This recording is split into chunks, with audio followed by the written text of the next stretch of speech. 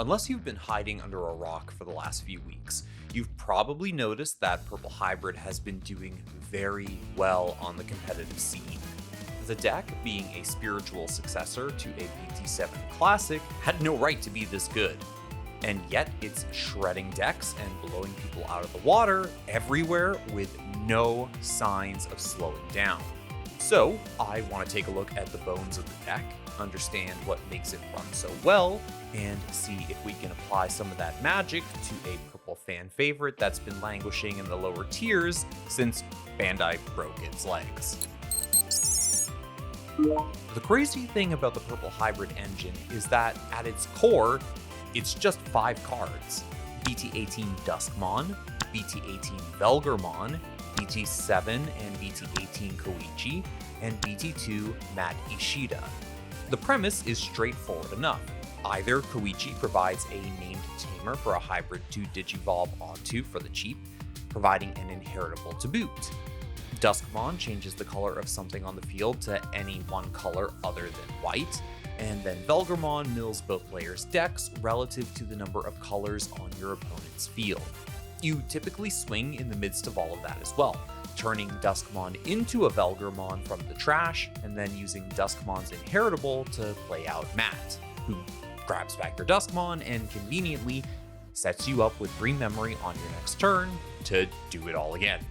This loop is extremely efficient, and when multiple tamers are in play, you can burn through your opponent's deck pretty quickly while filling your own trash for some absolutely disgusting combo plays. This core of cards is also really compact, leaving a ton of room for techs, other engines, top ends, you name it. Jack Raid, for example, is a solid option card, taking advantage of how big your trash gets to print a ton of memory and extend your plays. The Ukomon brothers add an extra dash of aggression while allowing you to dig through your deck and find your pieces. Level 5 Argomon is a nice tech in the mirror or against hybrid decks in general, locking them all down with ease. And of course you have Koichi's other hybrid forms, notably BT18 Loimon, both BT7 and BT18 Kaiser Leomon, as well as the BT7 and BT18 Rihimons. Now, these skew more towards drawing and trashing cards as well as swinging with retaliation, but they still work with Koichi. And then there's the Mervamon and Ignitebon package, which can give you a powerful finishing play, leveraging the aforementioned Jack Raid and Mervamon's own cost reduction via Digicross to potentially put 3 rush bodies on board while keeping turn. There's basically enough here to cobble together a deck already, and that's usually what people do. But I think that the Purple Hybrid engine has a lot more to offer other archetypes that don't necessarily mind binning half their deck by turn 3. And I brought in a little help to make that case to all of you. Hey guys, this is Peter from Team Deathslinger, here to help Kavinsky tell you guys about Mill. Purple decks are some of the best at using the trash as a resource pool, and almost utilizing it like a second hand. Mill is one of the strategies that Purple has at its disposal alongside its draw and discard engines in order to build up the trash.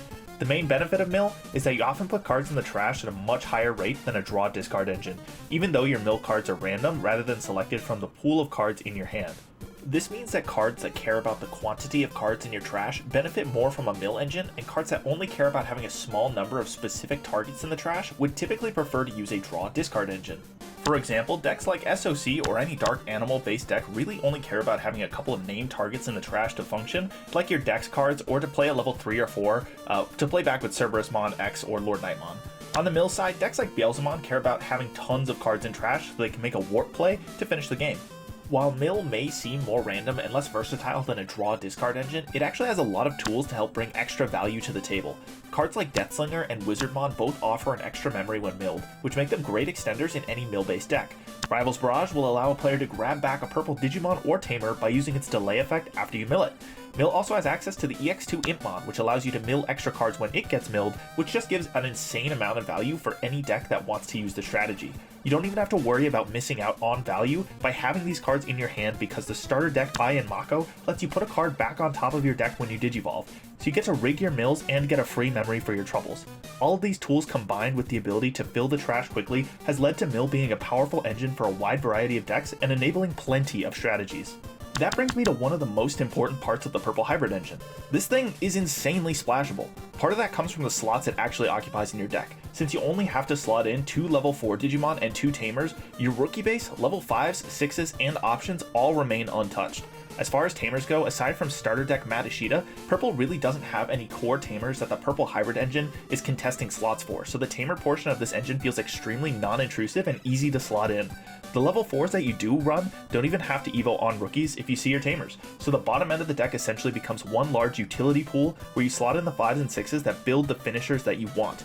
BT6 Beelzemon is an example of an older card that loves the new Purple Hybrid engine. It wants to build 7 cost options in the trash to reduce its own play cost, and the new Purple Hybrid engine gives it removal and control while it tries to do that. Mervomon generally loves to have level 4s in trash for its Digicross effect, and comes into the conversation whenever new ways to fill the trash are announced. The Purple Hybrid engine allows Merva to exist as a finisher, plopping down Velgrmons to mill out the opponent, or swing with them once you evo Duskmon on top. On the other side of the color spectrum, BT17 Gallantmon Crimson mode loves having cards in the trash, and if you can bridge the color gap between red and purple, it will act as a powerful finisher for any Purple Hybrid deck.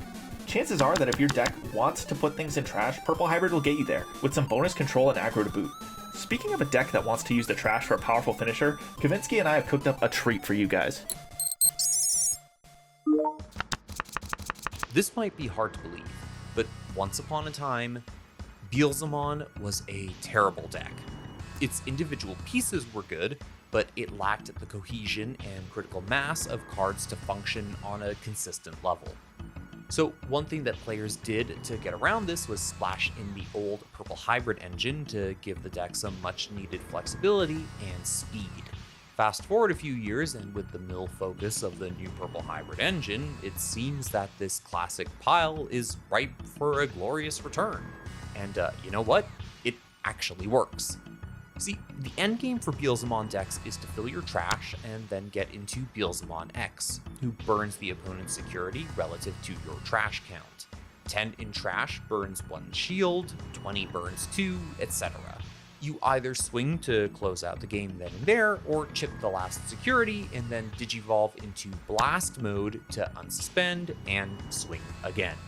Ever since the limiting of EX2 Impmon, however, the deck hasn't really been able to cheese its way to victory like that, often falling just short of the aggression needed to close out the game when facing decks with protection or any degree of stalling tactics.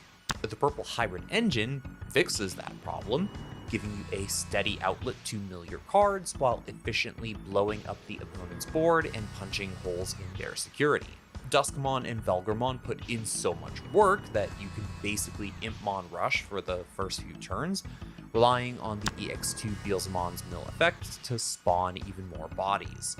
Granted, you have to be a little careful since you will be filling your trash extremely quickly, but this has other positives to counterbalance how dangerously you are playing. Impmon X and Rival's Barrage both allow you to get back the pieces you toss into the trash, turning it into a second deck essentially.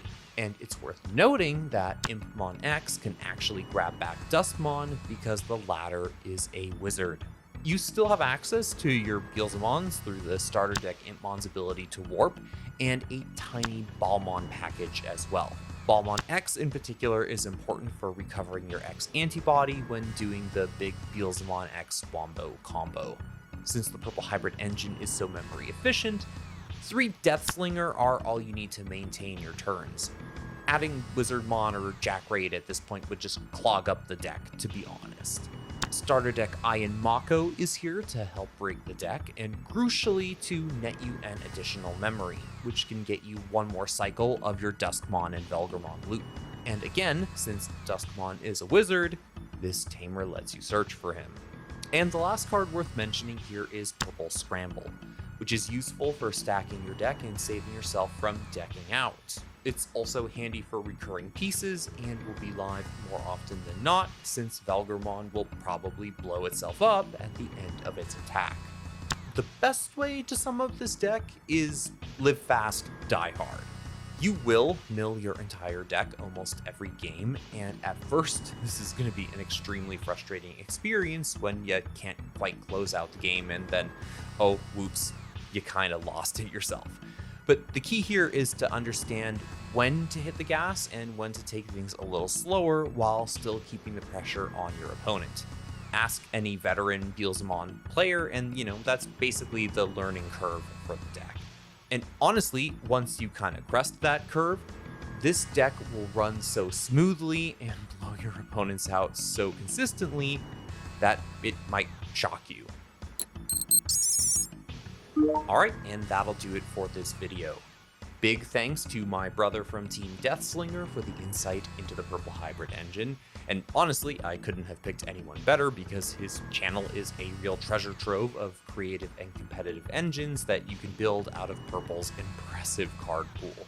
Oh, and if you're a Chaos Gallantmon stan, well, he's absolutely your go-to. And, of course, subscribe to my channel too for more deep dives into interesting engines, archetypes, and piles of all sorts. We have a lot of fun here, I promise.